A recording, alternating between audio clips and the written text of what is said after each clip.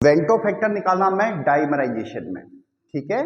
तो डाइमराइजेशन क्या होता है जनरल में देखें मेरे बेटा, पहले जैसे मान लिया हमारे पास कोई मॉलिक्यूल हमारे पास मान लिया ए है, ठीक है, और ये डाइमराइज हो रहा है। डाइमराइज का मतलब हो गया अगर ये 2A है तो ये कोई ऐसी एंटिटी बन गई, दो आपस में जुड़ के एक एंटिटी बन गई, ठीक है, दो आपस में जुड़ के एक एंटिटी बन गई। तो मेरे बेटा इसमें वेंटो फैक्टर कैसे निकालेंगे, देखो आराम से देखो।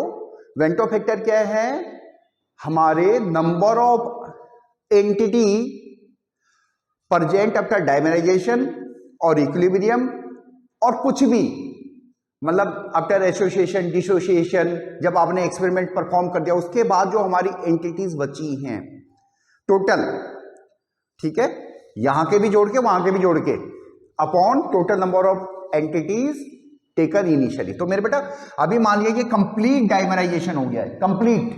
सपोज यहां पे इसके कॉन्सेंट्रेशन है C, और अब यहां पे ये C/2 हो गई है, क्योंकि डाइमराइज होके ये कंप्लीट हो गया है, ठीक है।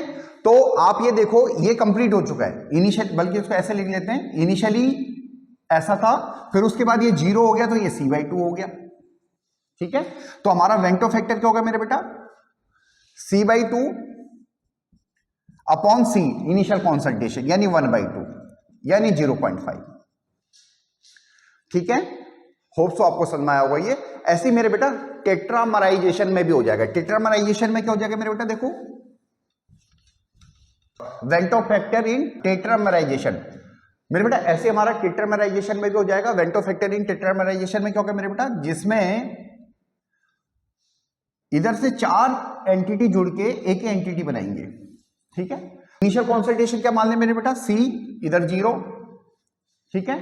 अब तो अगर ये कंप्लीट टेट्रामराइजेशन हो रहा है तो इसकी 0 हो जाएगी, और यहां पे कितनी एंटिटी बनेगी मेरे बेटा, C/4, क्योंकि 4 मिलके एक बना रहे हैं, ठीक है।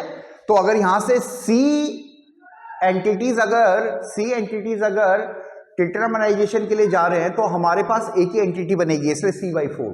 तो वेंटो फैक्टर क्या हो जाएगा मेरे बेटा, टोटल नंबर ऑफ आयंस या एंटिटी बोलो या पार्टिकल्स बोल लो, ठीक है, जो अब है यानी C/4 upon total number of particles या एंटिटी टेकन इनिशियली यानी C, यानी 1/4 यानी 0.25, ठीक है।